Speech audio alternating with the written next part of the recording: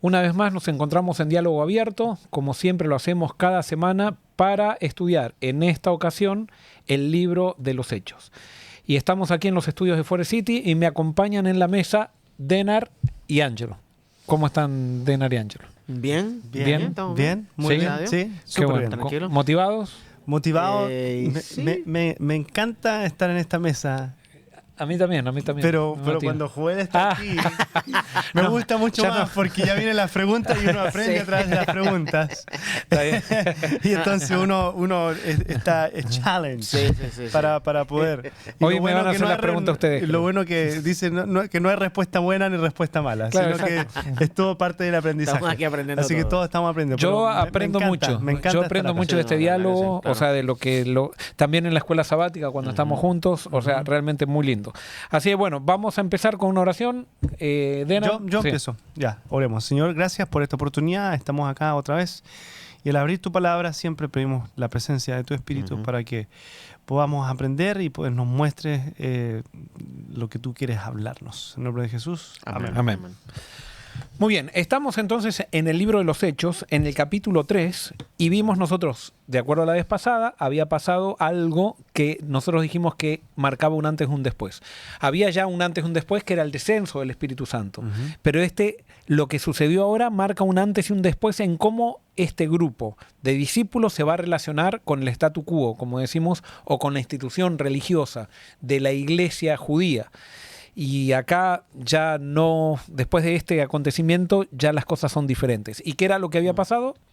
Un paralítico que estaba siempre buscando limosna al frente del templo, en el pórtico de la Hermosa, que según lo que dicen los que conocen, es el pórtico de Nicanor, que tenía una puerta de bronce muy, pero muy linda, muy elaborada, y por eso se le decía la puerta hermosa. Este cojo había estado allí por mucho tiempo y ahora Pedro y Juan, cuando le piden limosna, ellos le dicen la famosa frase: no tenemos plata ni oro, no tengo plata ni oro, pero lo que tengo te doy, en el nombre de Jesucristo de Nazaret, levántate y anda. Y hacen este milagro y la gente queda maravillada. En ese contexto, nosotros ya comentamos la vez pasada todo lo que, las enseñanzas de ese pasaje. Ahora vamos a encontrar el segundo discurso que Pedro da a los judíos, si podríamos decir así. Es interesante cómo Pedro uno ve cómo los dones del Espíritu se van manifestando en él y de a poco va desarrollando una capacidad que aparentemente antes no tenía. Aunque le gustaba hablar, pero no había hablado en público.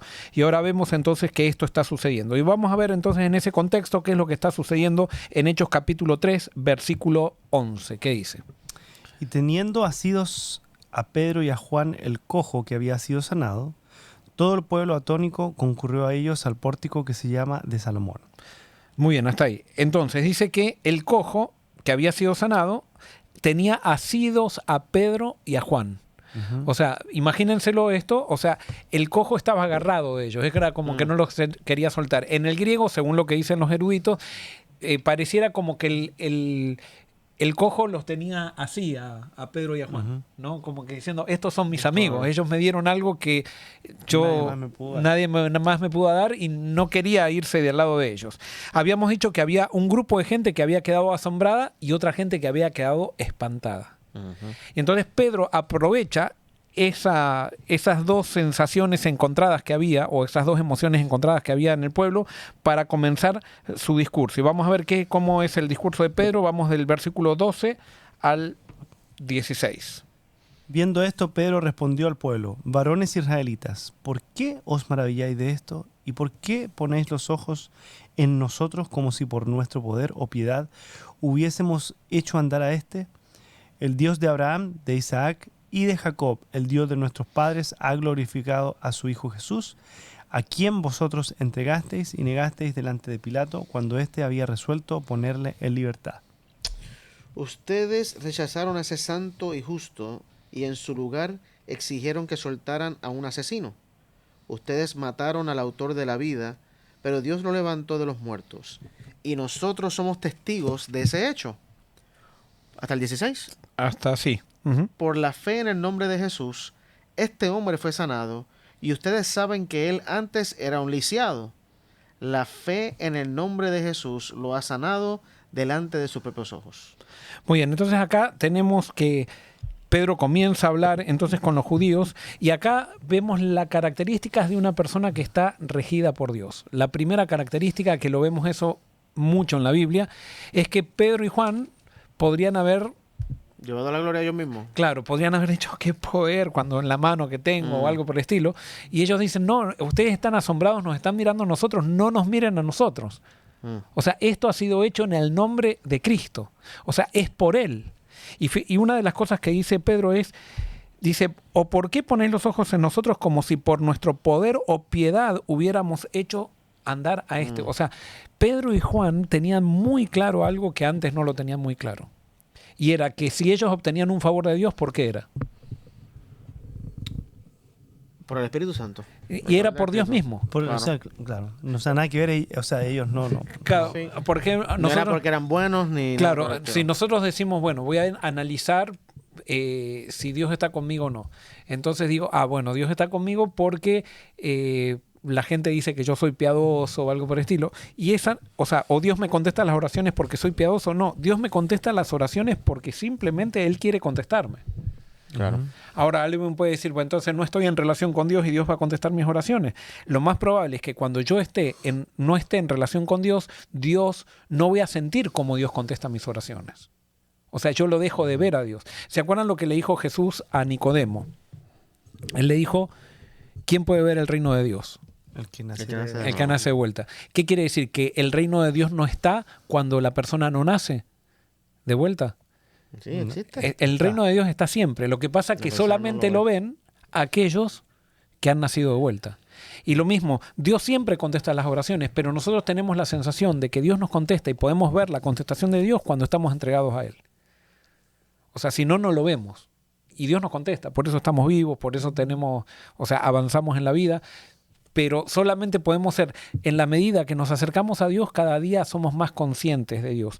Y entonces ahora Pedro dice, no es por nuestra piedad, es por que Dios lo quiso.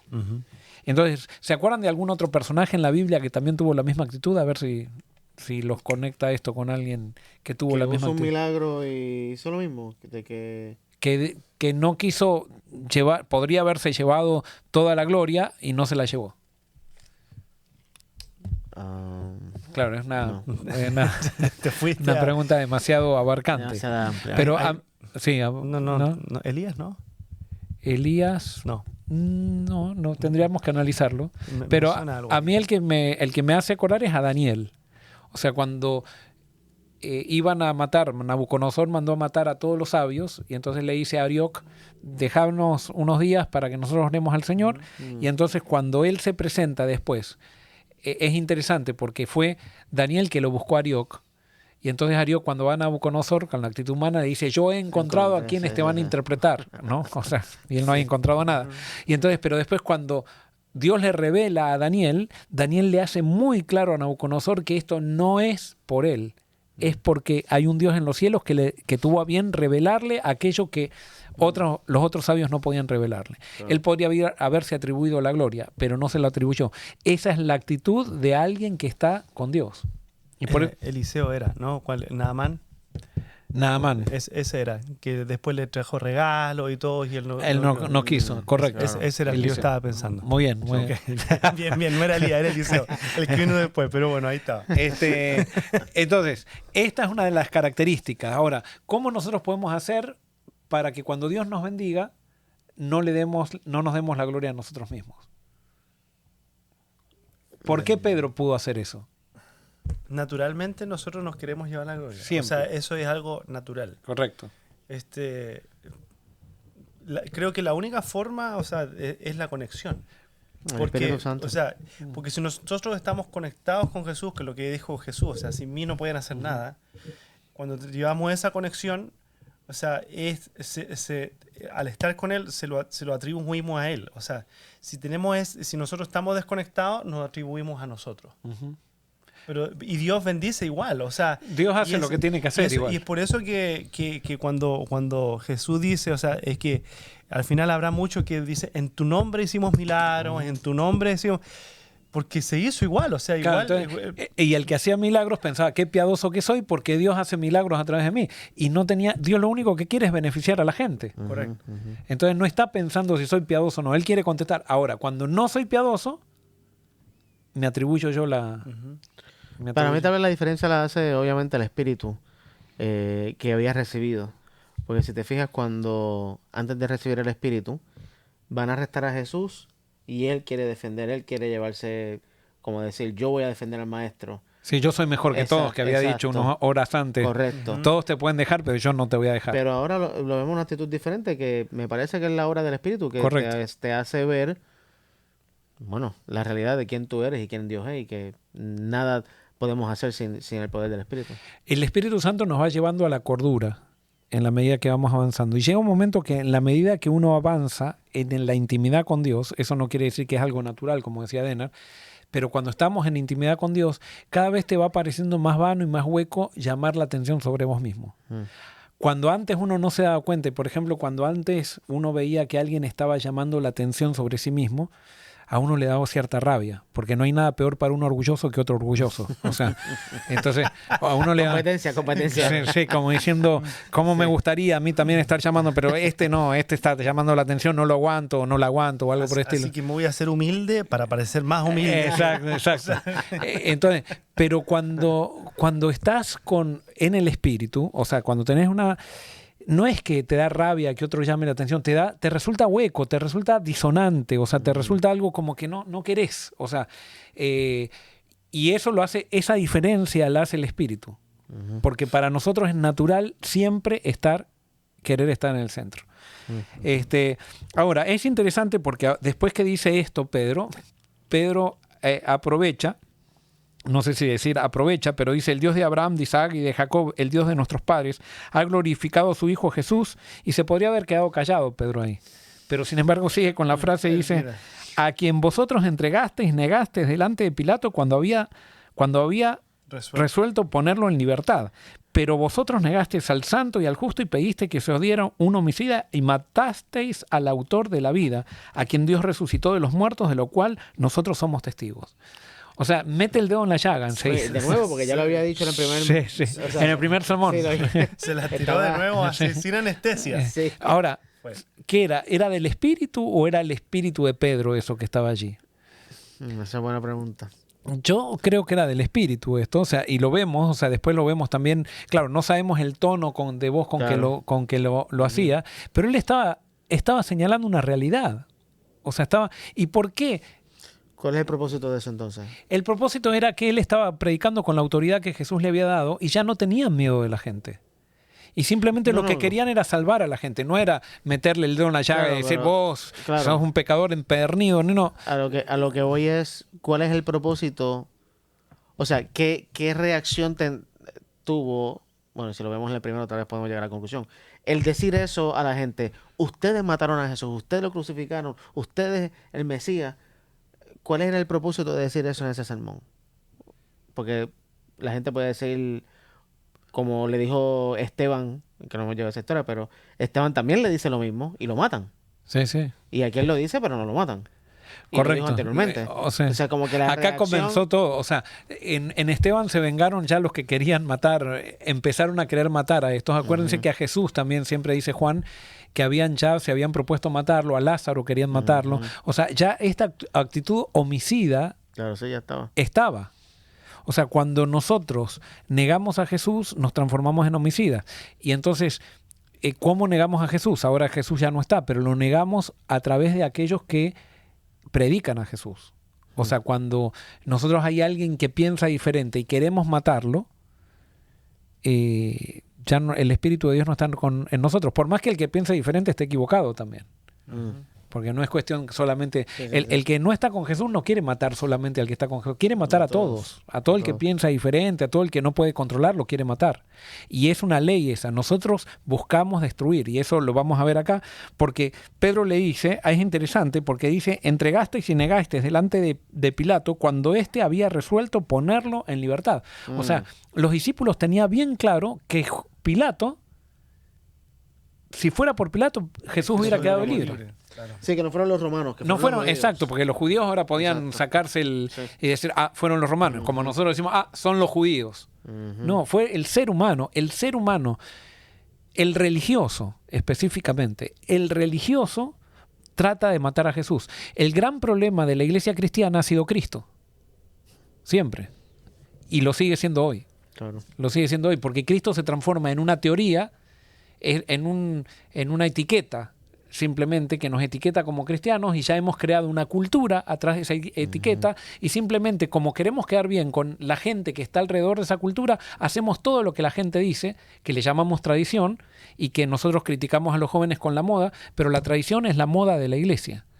Y entonces cuando alguien toca esa tradición, que nos hemos aprendido a identificar con ella, queremos matar al que toca esa tradición. Y el que la toca siempre es Cristo. Siempre.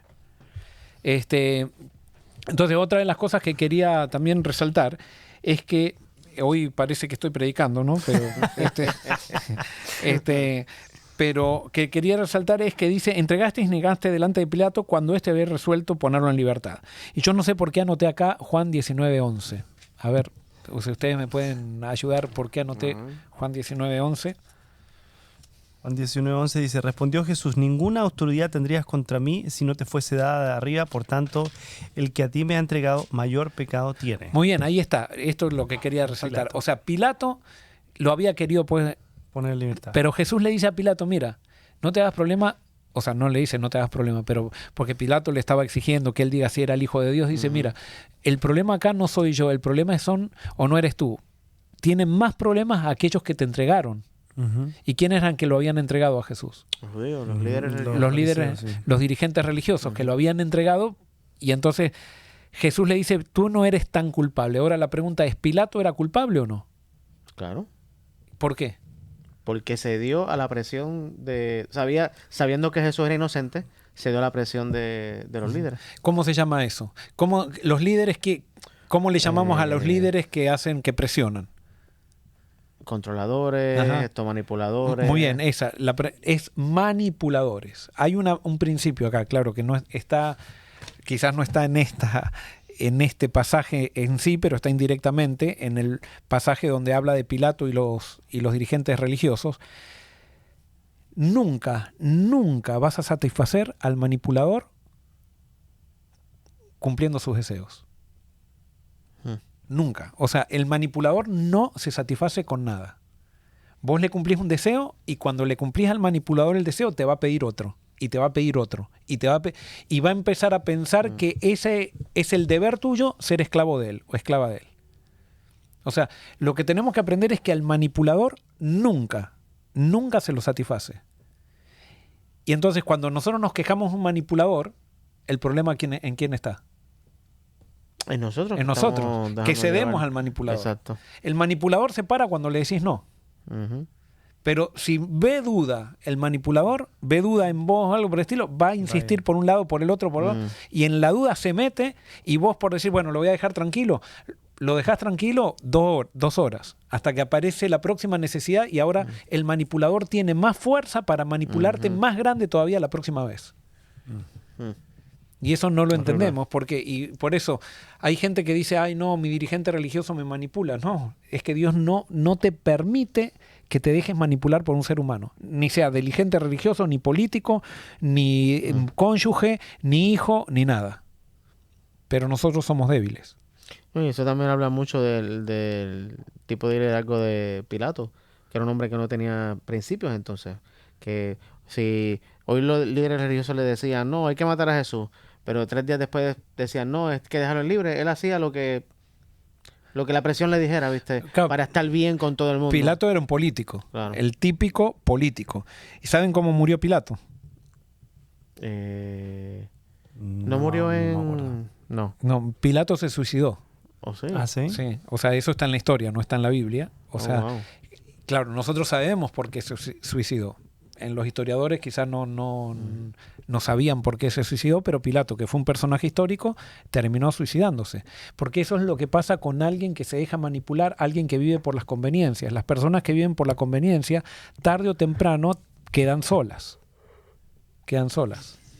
Y esos son los políticos. que hay políticos en todos lados, no solamente hay políticos en la iglesia, hay políticos fuera de la iglesia, hay políticos en el Estado, hay políticos en las familias, en todos lados hay políticos, y nosotros podemos ser uno de ellos, ¿no? Claro.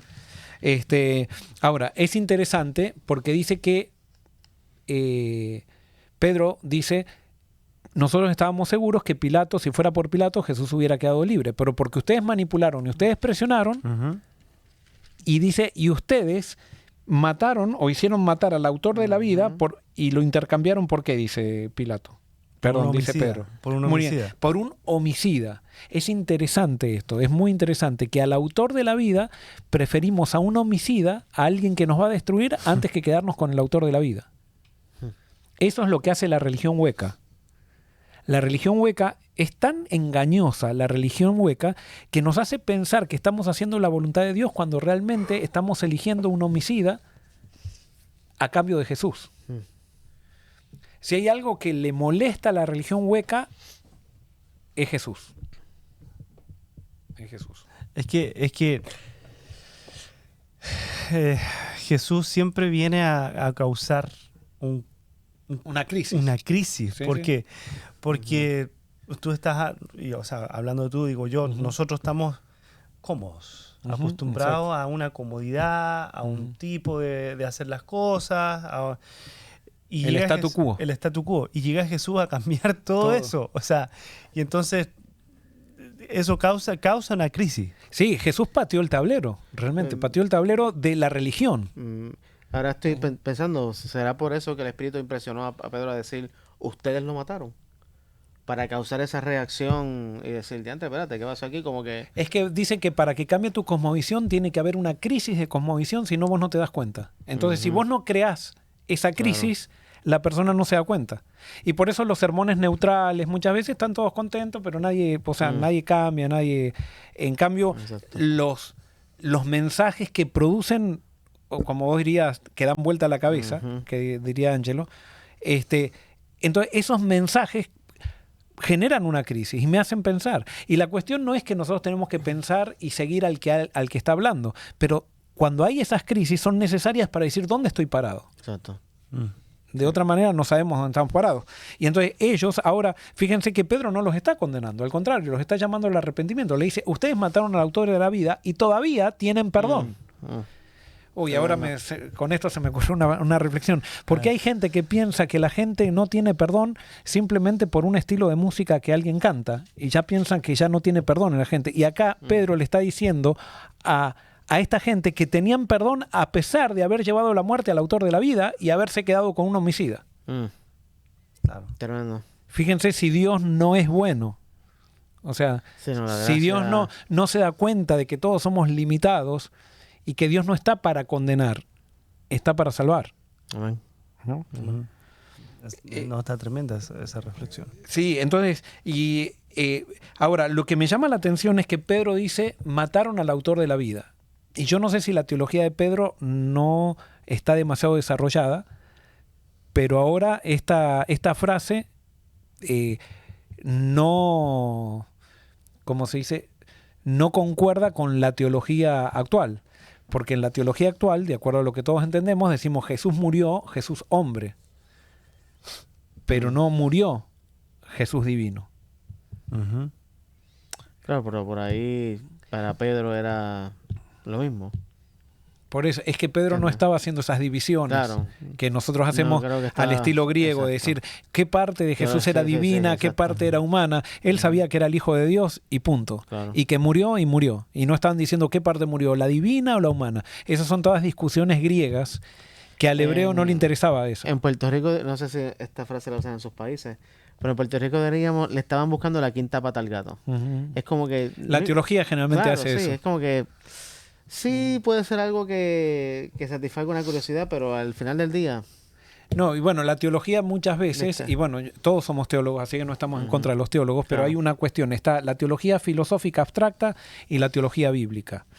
Creo que nosotros estamos a favor de la teología bíblica, que se centra en Jesús, pero la teología filosófica abstracta lo único que hace es generar discusiones razonables que nos hacen pasar mucho tiempo discutiendo. Correcto. Totalmente. y que posiblemente no tiene ningún impacto en la vida cristiana, en la vida de todos los días, seguro. en las cosas de todos los días. Pero escribimos libros y podemos hacer libros, compendios, libros de 300 páginas que quizás tienen todas gramática muy difícil de entender, pero que al final terminan exaltándonos a nosotros mismos como grandes cerebros y grandes pensadores. Es horrible. Lastimosamente el cristianismo está muy lleno de eso. Y por eso desde acá abogamos para volver a la teología bíblica, a la teología que hacían estos pescadores. Ustedes mataron, fíjate qué sencilla, ustedes mataron al autor de la vida, esa teología es bien sencilla, no había ni definiciones, Y todo el mundo lo entendió. Sí, no me interesa qué parte murió, qué parte no murió, No. ustedes lo mataron y ahora tienen que arrepentirse. Exacto. Sí. Que otro detalle interesante porque, aunque esto está pasando en el templo, ¿no? Si Sí, me equivoco en el bien. templo. O sea que ahí estaban los líderes religiosos, pero también había otra gente. Pero Pedro le dice, ustedes lo mataron. Ujú. A la multitud que no, realmente no, tal vez, no sé. Por ahí eran los que dijeron crucifícalo. Pero no sé si por ahí había gente que no tuvieron nada que ver con la muerte literal de Jesús. Pero Pedro le dice, ustedes lo mataron igual. Sí, es que aparentemente cuando yo no estoy del lado de Jesús no puedo estar en el medio. Y entonces, bueno, yo no sé, estoy ahora especulando. Claro. Pero tenés razón, o sea, esta gente quizás no estuvo en el pretorio romano gritando crucifícale. Pero eran los parientes, eran las personas que incluso no querían ningún cambio, posiblemente. Eran las personas que dijeron, estos están borrachos. Porque fíjense, la manifestación del Espíritu Santo es interesante, que para unos es borrachera. Imagínate, para un judío que estaba en el templo y que decía que estos estaban borrachos, entonces, si estaban borrachos para ellos, ¿qué eran los apóstoles? Un alcohólico. Unos mundanos y unos alcohólicos que estaban en el templo borrachos. Y era la manifestación del Espíritu. Lo que hace el pecado en las personas cuando se cierran en sí mismas a una manifestación del Espíritu la pueden llamar como borrachera. Y por eso tenemos que tener mucho cuidado con los juicios que hacemos, ¿no? Muy bien, entonces dice, por la fe, Pedro termina resaltando acá que fue por la fe en el nombre de Jesús, que vosotros veis y conocéis, lo ha confirmado su nombre, y la fe que es por él ha dado a esta completa sanidad en presencia de todos vosotros. ¿Qué es la fe en el nombre de Jesús? Como lo decíamos la vez pasada, fe en el nombre de Jesús es un poquito más que lo que estamos nosotros acostumbrados a escuchar con una frase así. Fe en el nombre de Jesús quería decir, yo tengo fe en que este Jesús, que mostró un carácter totalmente diferente a lo que nos esperábamos del Mesías, yo creo en su carácter y creo que Él vino a mostrar quién es Dios. Eso era tener fe en el nombre de Jesús. Y esa fe hizo que este paralítico caminara, este cojo caminara. Muy bien, vamos al versículo 17, vamos a ver cómo sigue el pasaje el sermón de Pedro. Mas ahora, hermanos, sé que por ignorancia lo habéis hecho, como también vuestros gobernantes. Pero Dios ha cumplido así lo que había antes anunciado por boca de todos sus profetas, que su Cristo había de padecer.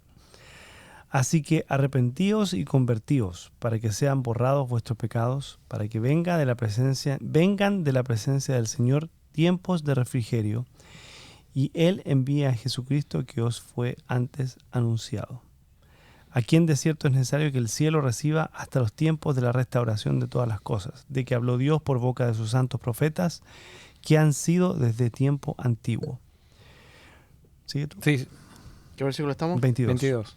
Moisés dijo, el Señor Dios de ustedes le levantará un profeta como yo de entre su pueblo, de entre su propio pueblo. Escuchen con atención todo lo que Él les diga. Luego Moisés... Hasta ahí. ok. Ahí. Ah, no. Y toda alma que no oiga aquel, esa. será Luego Moisés dijo, cualquiera que no escuche a ese profeta será totalmente excluido del pueblo de Dios.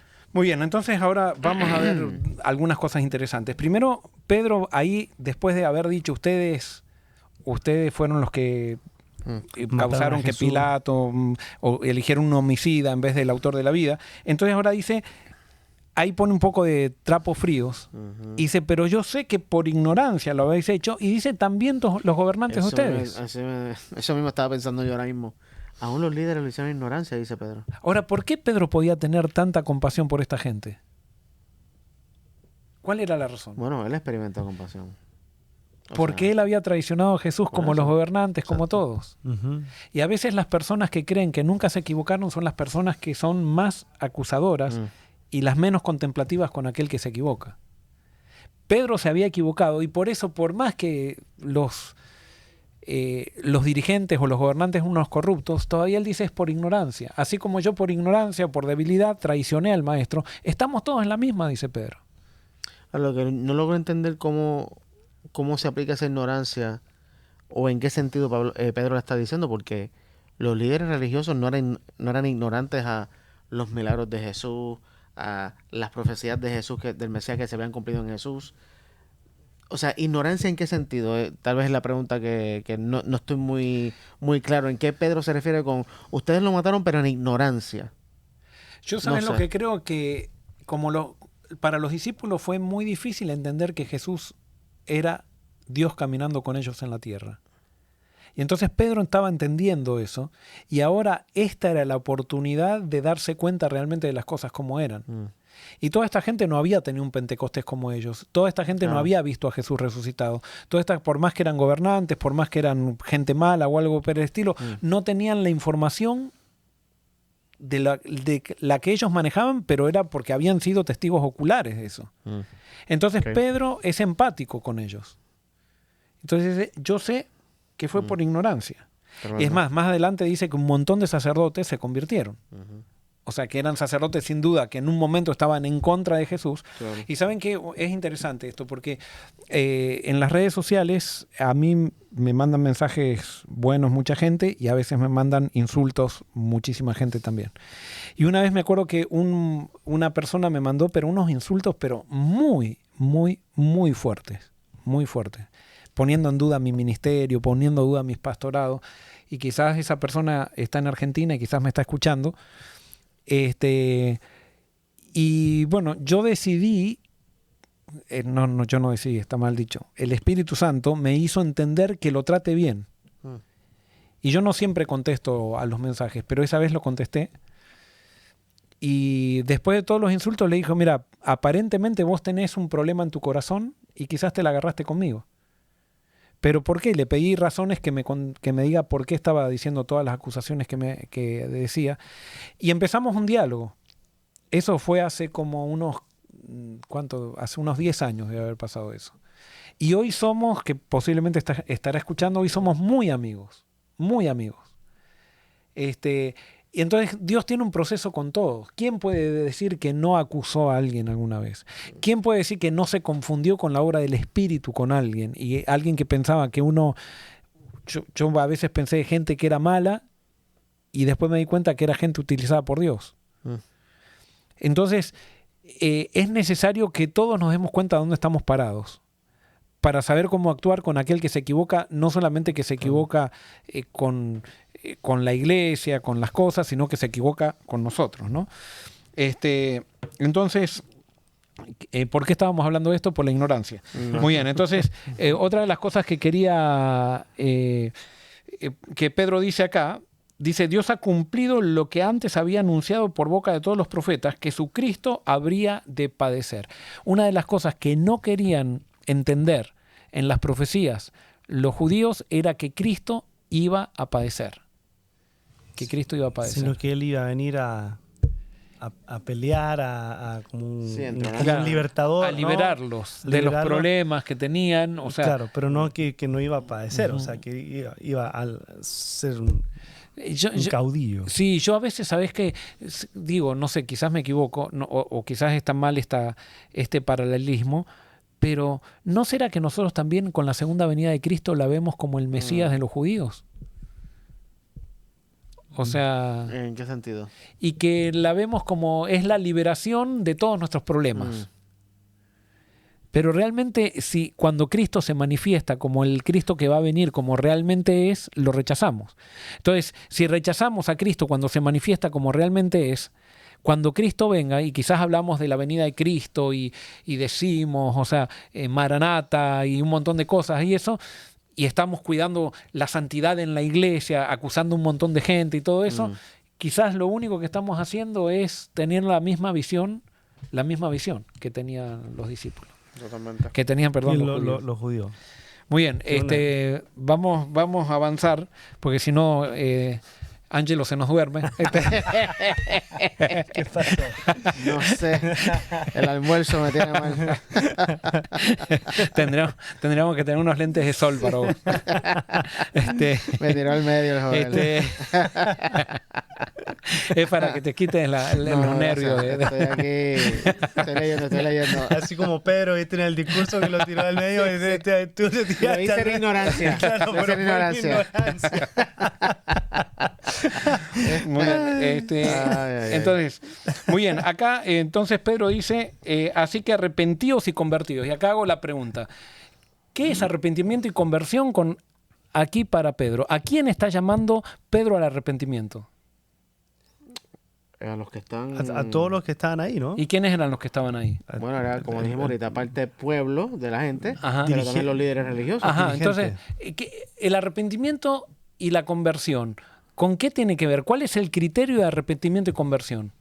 ¿Qué es el criterio? La mente, la percepción Mi percepción con respecto a qué. a Dios. Muy bien, con respecto a Cristo. O sea, alguien dice, vamos a ir a llamar al arrepentimiento a los drogadictos.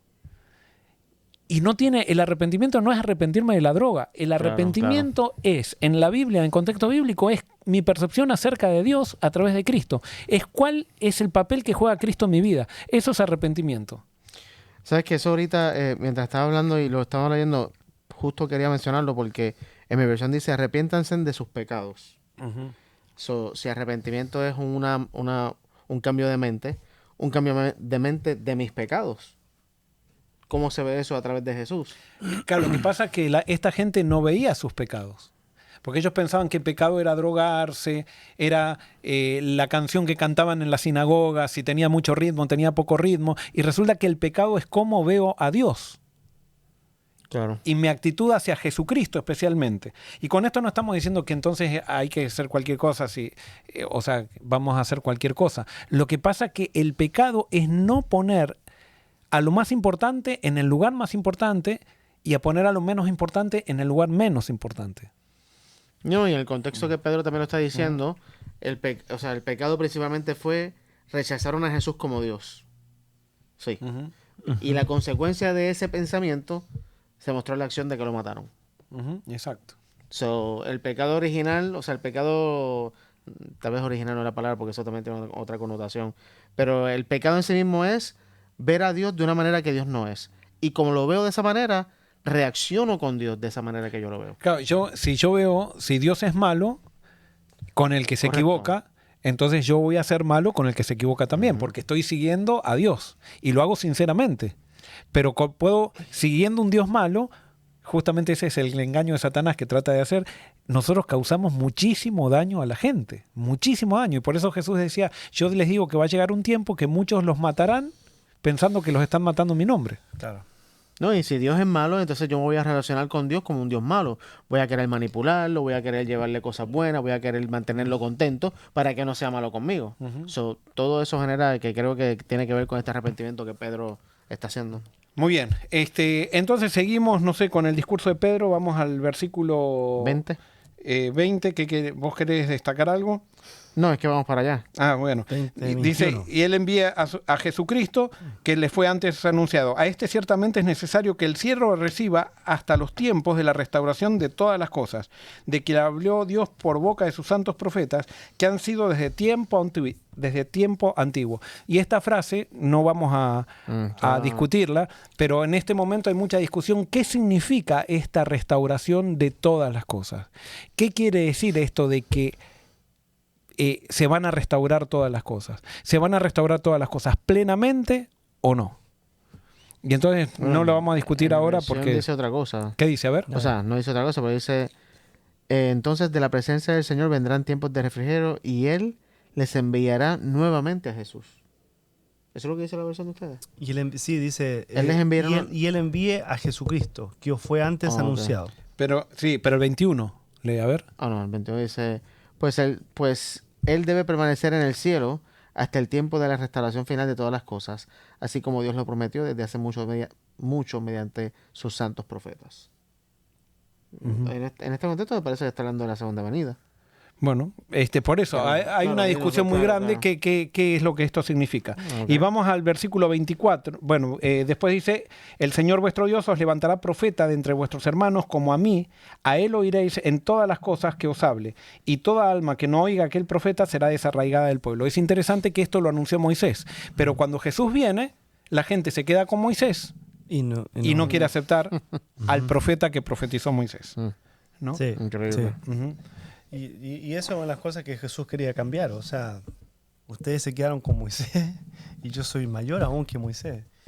Y, A mí me llama mucho la atención cómo muchas veces en nuestro peregrinaje y crecimiento espiritual, a veces nos quedamos enfocados en una cosa que Dios nos reveló y nos quedamos estoqueados. No le damos paso a más revelación que Dios quiere darnos. O sea, Dios le mandó a Moisés, pero Moisés le dijo, va a venir alguien que va a revelar mucho más de lo que yo he revelado, pero no se quedaron con Moisés, como decíamos. Sí. Pero nos pasa a nosotros lo mismo, Bueno, es lo que quiero decir. Esto no está diciendo que hay que negar a los profetas, pero Correcto. ¿cuántas veces las iglesias han caído en el error de poner a un profeta por sobre Cristo? Y era el mismo Claro. problema que tenían los judíos. Entonces venía, Jesús decía, yo les digo que Moisés dijo ojo por ojo, diente por diente, y yo les digo otra cosa, y la gente decía, no, si Moisés dijo, tenemos que hacerle caso a Moisés. Y ahora muchas veces nos pasa a nosotros también que vemos algo de la Biblia o algo de las enseñanzas de Jesús y viene alguien con una cita de un profeta y dice, no, pero el profeta dijo esto, hay que hacerle caso a la profeta, no a Cristo. Mm. Y estamos poniendo al profeta por sobre Cristo. Es un error garrafal. No estamos negando que el profeta sea necesario.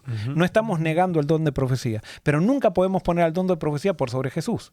Como hay gente que pone a la Biblia por sobre Jesús. Y entonces no estudia la Biblia a través de Jesús, sino que estudia a Jesús a través de la Biblia. Y entonces alguien puede decir, pero entonces ¿cómo? Jesús no hizo eso con los discípulos. Pero Jesús era el filtro que dio, Correcto. o sea, el filtro con el cual, los lentes con el cual debo leer la Biblia. Si no tuviera la Biblia, no conociera a Jesús. Pero si no conociera a Jesús, no puedo entender la Biblia. Correcto. Y por eso Jesús no se interpreta a través de ningún profeta. O sea, Jesús se interpreta a través de él, de lo que está escrito de él. Ujú. Muy bien, entonces vamos ahora a la última final, el final del 24. 24 en adelante. y todos los profetas desde Samuel en adelante, ¿cuántos han hablado? También han anunciado estos días. Vosotros sois los hijos de los profetas y del pacto que Dios hizo con nuestros padres, diciendo a Abraham, en tu simiente serán benditas todas las familias de la tierra. A vosotros primeramente Dios, habiendo levantado a su Hijo, lo envió para que os bendijese, a fin de que cada uno se convierta de su maldad. Ahora es interesante cómo Pedro utiliza esto, lleno del Espíritu Santo, utiliza esto, y si bien estaba diciendo una verdad, todavía Pedro no la entendía. Porque más adelante lo vamos a ver que lo llaman para ir a visitar a Cornelio y Dios le tiene que mandar una sábana 3 veces para poder él pasar esa barrera de salir del judaísmo y darse Esa cuenta exclusividad, ese digamos. exclusivismo que se había generado en el judaísmo sin Cristo. Pedro ya la estaba empezando a definir muy bien, pero esto nos muestra cómo el Espíritu Santo no, como se dice, no quita las limitaciones de un profeta o de un apóstol, sino que lo va llevando de a poco en el camino de la comprensión de lo que Dios tiene para él o para todos nosotros. Y por eso Pedro dice que en la simiente de Abraham fueron benditas todas las familias de la tierra. Esto es una de las cosas que más nos cuesta a nosotros aceptar, saber que las bendiciones de Dios, cuando Dios nos da una bendición, no nos la da para nosotros, nos la da para que seamos bendición para otros. Pero nosotros muchas veces cuando recibimos las bendiciones de Dios nos ponemos en una plataforma pensando que somos exclusivamente nosotros los de Dios y que los demás tienen que venir a nosotros para poder recibir esas bendiciones. No, Dios dice, yo te doy la bendición a ti para que tú vayas a esas personas y seas bendición para esas personas. Si nosotros entendiéramos el mensaje del Evangelio, cambiaría mucho la iglesia cristiana. La iglesia cristiana, en vez de ser un gueto donde se reúnen las personas que se consideran mejores que el mundo, sino se transformaría en una plataforma donde estamos las personas que creemos que somos los peores y que por la gracia de Dios, Dios nos ha elegido para que podamos ser bendiciones a los que están fuera de la iglesia. No, y si puedo Dale. No, tú. No, que me gusta mucho eso, que es la promesa que Dios le hizo a Abraham, en el sentido de que el propósito de Dios no es crear paredes, sino crear puentes entre todas las naciones del Amén. mundo. Ujú. Y eso es algo que nosotros, como tú decías, dentro del cristianismo hoy en día, y esto lo vamos a seguir diciendo porque lo vivimos, ¿viste? Está tan dividido. Hemos creado tantas divisiones entre nosotros cuando el propósito del Mesías es bendecir a todos, Ujú. no solo a un grupo específico. Entonces nos hace bien, y yo creo que el sermón que Pedro predicó hace 2000 años sería bueno volver a predicarlo Ujú. ahora porque es relevante a nuestros tiempos que estamos viviendo. Así es. So, Lo que iba a decir es, me gusta mucho eso que dice que con lo que termina, que Dios, habiendo levantado a su Hijo, lo envió para que nos bendijera a fin de que cada uno se convierta en su maldad. Con la bendición de Jesús, ¿qué es la bendición de Jesús? Y cómo Jesús bendijo. Hay que ver cómo Jesús bendijo. Jesús bendijo a la gente no condenándola. Jesús bendijo a la gente viendo la condición que cada uno estaba salvándonos, y amándolos en esa Ujú. condición para que ellos vieran Ujú. quién era Dios a través de él. Ujú. Y las personas viendo y recibiendo esa bendición de realmente no sentirse condenadas por su maldad, sino que ver que Dios los amaba o Jesús los amaba, tal cual estaban en esa condición, ahí ellos podían realmente convertirse de su maldad a través de ese amor y no antes. Y eso me gusta que como dice él, o sea, habiendo levantado a su Hijo, lo envió para que los bendijera a fin de que cada uno se convierta de su maldad. Porque así vemos, o sea, ahí realmente podemos ver que nuestra condición, a pesar de nuestra condición de quiénes somos nosotros, que somos malos, o sea, estamos en la maldad, pero que Dios envió a su Hijo para que nosotros pudiéramos verlo a Él realmente como es, y así nosotros poder recibir su bendición a pesar de nuestra maldad, y así nosotros podemos recibir esa conversión al ver realmente quién es Dios a través de Ujú. Jesús. Así es. Totalmente. O sea, la revelación del amor de Dios a través de Jesús es lo que hace que nosotros vayamos a Él y produce ese deseo de arrepentimiento, de cambio de visión, ese deseo de conversión, de cambiar el rumbo y ya no huir más de Dios, sino volver a Él, volver a sus brazos sabiendo que Él nos perdona. Que es que el huir de Dios es lo que viene a nosotros naturalmente. Y lo vemos en Adán y Eva. Lo primero que ellos Claro. quieren hacer es esconderse, es huir. ¿Por qué? Porque creen que Dios los va a castigar, creen que Dios los va a condenar. Y eso es lo que nos sale a nosotros naturalmente. Ujú. Por eso es que Jesús nos muestra todo lo contrario. O sea, Él nos abraza, nos ama, nos quiere recibir. Y cuando recibimos eso, nos damos cuenta de nuestra condición y que a pesar de eso, Dios nos ama. O sea, viene algo como algo natural. Así es, así es. ¿Sabes que me Así- extraña que no sí. dice, perdóname, no dice cuánta gente se convirtió de este sermón? No, de este sermón todavía no hice. No, No. sé si lo dice más adelante, pero No está dice nada. interesante. Pero muy bien, llegamos al final entonces del capítulo 3 y entonces todavía este episodio continúa porque ahora se pone la situación más caliente No, claro, y entonces eso lo vamos a ver entonces sí, el próximo miércoles, si Dios quiere, vamos entonces a estar analizando Hechos capítulo 4. Sí, bueno, terminamos aquí entonces con una oración. Gracias por acompañarnos. Ángelo, ¿podrías? Sí, vamos a orar. Padre que estás en el cielo, gracias una vez más por tu palabra, porque aunque tal vez ya habíamos leído y analizado estos textos antes, cada vez, Señor, que lo hacemos es una manera fresca de verla o tal vez un recordatorio, ¿no?, de cosas que tal vez ya sabíamos, pero que necesitamos entender hoy. Gracias, Señor, por la paciencia y la misericordia que tienes con nosotros. Gracias porque en Jesús todos, absolutamente todos, somos bendecidos con la salvación, con tu amor, Señor. La Biblia dice que tú nos has alado con cuerdas de amor. Es lo único que tú usas para traernos a ti, Señor. Y que nosotros, Padre, podamos también ser ese reflejo de tu amor para que se cumpla lo que tú quieres que se cumpla a través de nosotros y a través de la descendencia de Abraham, que a través de ella todas las naciones de la tierra serán bendecidas. Amén. Ayúdanos también a ser valientes, danos de tu espíritu para tener la valentía que tuvo Pedro en este momento, de poder hablarle a esta gente y decirle las cosas que tú querías que ellos supieran. Y simplemente nos ponemos en tus manos y te agradecemos por la revelación que nos das. En el nombre de Jesús. Amén. Amén. Amén. Muchas gracias por acompañarnos. Les recordamos que el viernes tenemos El Secreto de la Vida y el sábado, como todos los sábados, entonces tenemos este repaso de la lección. Lo ponemos a las 10:30 de la mañana y después a las 11:30 el servicio de oración y de la palabra. Dios los bendiga. Seguimos juntos en este peregrinaje y esperamos que pronto nos podamos ver, si no personalmente, sigamos aquí conectados, pero si no en el reino de los cielos. Dios los bendiga.